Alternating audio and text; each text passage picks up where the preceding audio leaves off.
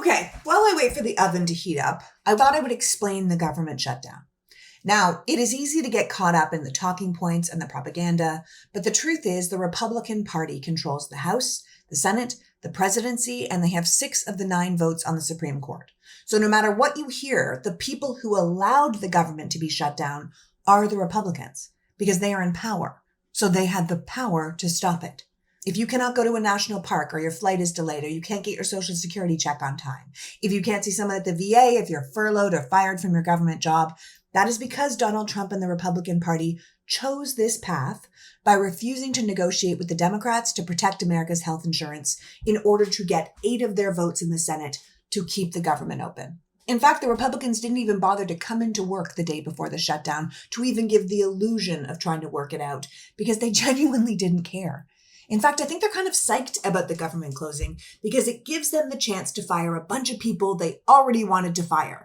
And if they can blame the whole thing on the Democrats on top of it, bonus. So if you are hearing that the Democrats have shut down the government on TV or the radio or the federal government website landing pages, remember that the Democrats are the minority party. So they don't have the authority to do that.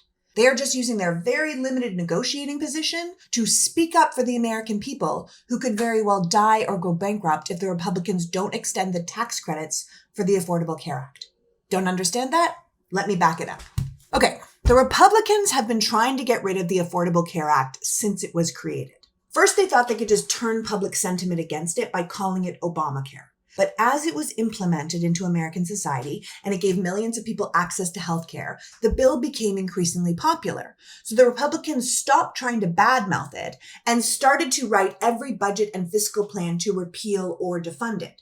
In fact, by 2017, the Republicans had voted to repeal, deauthorize, defund, or destroy the ACA 100 times.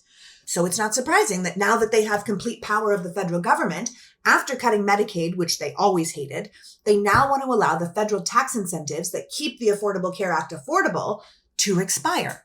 So let's talk about what the Democrats are fighting for. This summer, Republicans voted to extend the tax cuts for billionaires because they were about to expire on December 31st.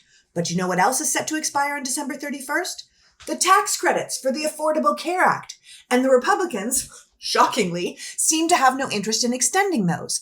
But if they don't extend those tax cuts, then on top of all the people losing their Medicaid, 24 million Americans are going to watch their medical costs skyrocket. And when I say skyrocket, I mean out of this universe insurance costs.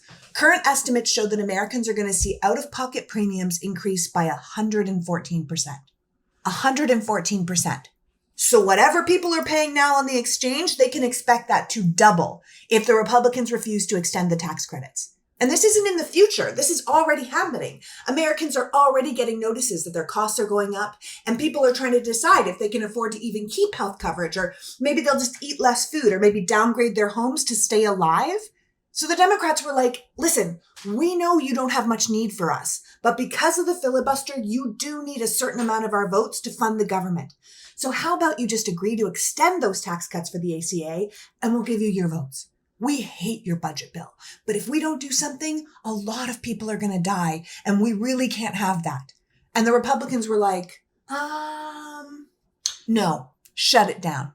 So do not be fooled by this idiotic Republican talking point that the government is shutting down because the Democrats want to provide health care to illegal immigrants.